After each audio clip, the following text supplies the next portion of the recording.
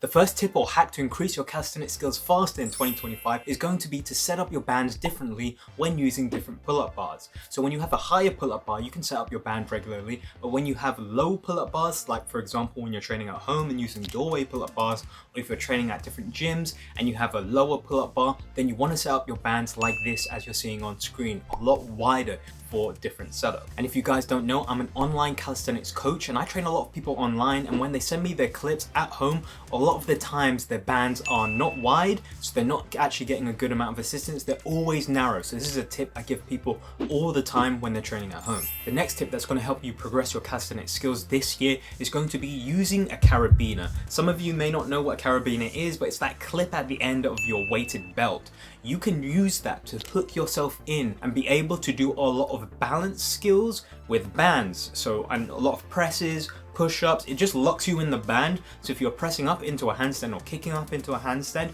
you're not slipping out the band's not slipping towards your feet and slipping out. This is a really simple hack. And the next tip is one I used to do a lot at the start of my journey, especially when I didn't have someone else helping me with my training. I really advise getting someone else to help with your training, because I do have someone that helps me with my training now. But at the start, when I didn't have someone else helping me, is I would come up with drills for my specific weaknesses. You find a certain movement hard, for example, handstands. You fall a certain way every time, or even with the planche, you have that scapular retraction every time you try to planche and you try to do the protraction, you can't do it. Try to come up with drills that fixes that specific issue at the specific angle you're working on. Just try and make it as specific as possible. Try and think, what is going to fix this issue? How can I break down the movement so I can understand it? What's the hard part? Is it the balance? Is it the strength? Is it just when I do a certain progression? Is it finding this progression but not that one? Try and break it down. Try and find a drill that works for you, because this is actually a game changer. I came up with specific drills that work for me. I give it now to my students and clients. So again, if you're struggling with your calisthenics journey, check the link in the description. You can book in a free call with me. We can talk about your training and give you the information about coaching. But I really recommend trying to think about what's the issue and come up with a drill to fix that issue. I've done it throughout my calisthenics journey, and I've even shown some of those exercises to you in older videos. The next tip is to use drop sets. Drop sets are so huge. It's a bit different when you're training calisthenics, because calisthenics is very vague. Unlike weights, you know exactly what thing to move to next, the next higher weight, increase the reps, and then you move to the next weight. But for calisthenics, it's a little bit more vague how to progressively overload. So what I want you to do is to start using more drop sets. In practice, when people are sending me their clips, I see them do this a lot less. They do that hard hold, then they start resting, they were tired, they feel like they've used a lot of their energy, but chances are you still have a lot more energy to use in that set. And remember, it's all about time under tension. For learning these calisthenics skills faster, you need to build that volume in the week, so you use drop sets. And the next tip is so important. I tell this to everyone that sends me a clip of them doing this, because this can ruin your skills as well, which is looking in the mirror while you're doing your set. Try and use your phone and correct it for the next set. Try and do warm-up sets where you just, how is my alignment today in my handstand, in my planche, in my front lever? Try and correct it in your warm-ups, so when you do your working sets, you're working at that specific angle you want to get stronger at. On your rest days, work on that alignment. I do very easy lean drills to work on my protraction and my entry. I'm just thinking and visualizing how I want to enter. And there's a lot to think about in planche and front levers, specifically planche. If you're at the straddle planche level, there's a lot to think about, and that can be useful just to prepare your mind for everything you have to do when you actually have a training day. And the next tip that's going to level up your calisthenics skills is to balance your skill work, your balance work, and your hypertrophy work. There needs to be a balance between all those three. You don't want to spend too much time on your balance skills, because again, it takes away from everything else you're doing. So keep the balance skills shorter for your sessions, but increase the frequency. For the skills, you want a balance between both. You want to do it frequently, but also intense enough. For the hypertrophy, I would say it's better to get a good enough of volume. So as long as you have enough sets in a week, that should be fine. I've seen different things. It doesn't matter whether it's 3 times, 4 times, or even 2 times a week. You can make progress at different levels as long as you get enough sets per week for a certain muscle group. The next tip that's going to help you progress fast in calisthenics skills is going to be learning when to use different grips.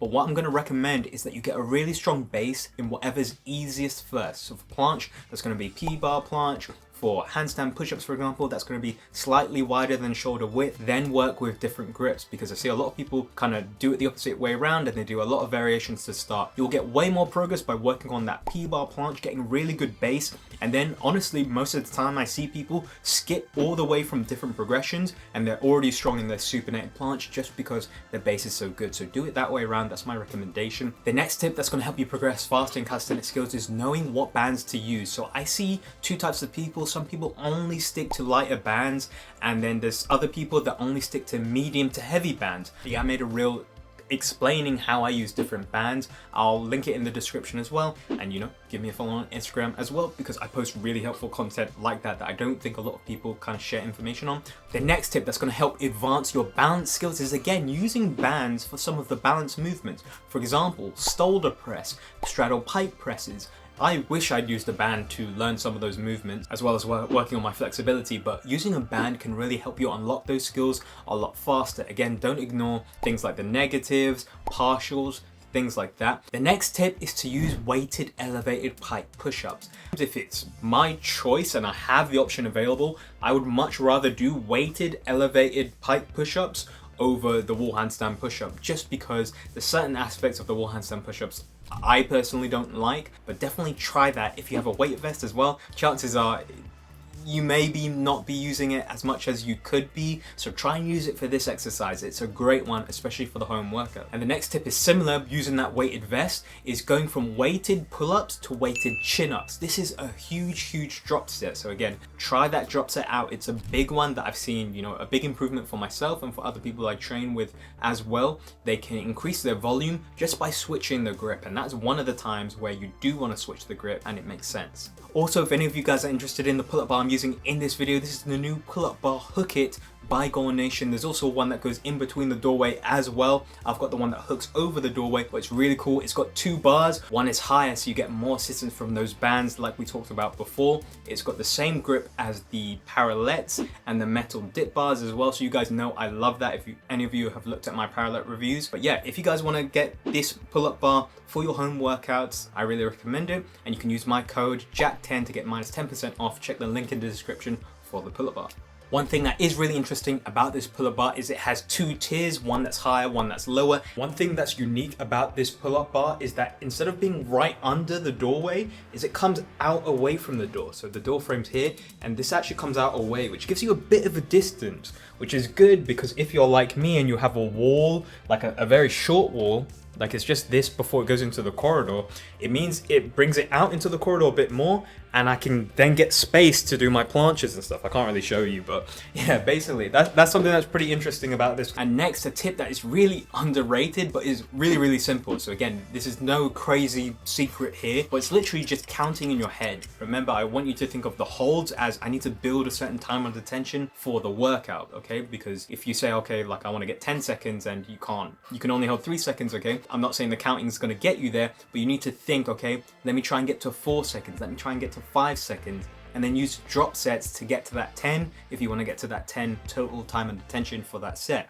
So it's really important you think of that and think of the numbers. So many people nowadays, I feel like they don't go and check their clips and see how long was that hold and write it down, and then for the next workout, okay, what was my hold before, and let me try and beat it. Just doing that simple thing, I feel like can get 60 to 70% of people more progress and learn how their body actually works. They learn on certain days, maybe they're stronger, maybe they're weaker, but overall, just counting and measuring and quantifying your training is so important. Obviously, when you get more advanced, you can do this less and less, and you kind of know what you need to do and you don't have to think so much about counting. But in those initial stages, I think it's really important. And the next tip will help you unlock new skills, which is breaking down the movements into bottom up, top down, and hold movements. So for example, the L-sit to handstand, break down the movement. When you want to learn it, try and include an exercise that works on going from the bottom upwards, so the concentric, so pushing up, then doing a negative top down, some kind of negative or partial where you're starting at the top and coming down, because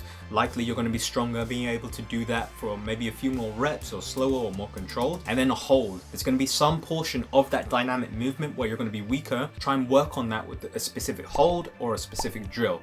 Really recommend that. Tip number 14, of course, is to use bands to simulate movements, but I mean very simply, like just with a front lever pull, just doing that on your weekdays, I think is going to be good. I've had days where, you know, I've been sick and then I need to get back to training, and then I've just used the bands to simulate a movement rather than, you know, something that's very, very fatiguing. So I think that's more for when you're very, very fatigued, or just for a warm up, or just for, you know, working on a certain technique. I think that is sort of like a good drill slash a good thing to do on the weaker days. And the last tip that's going to help you progress your calisthenics skills way faster this year is by watching this video where I break down Nathan's methodology for increasing his planche strength. And remember, for all the equipment I showed in this video for the new pull-up bar, check the description down below, and I'll see you guys in the next one.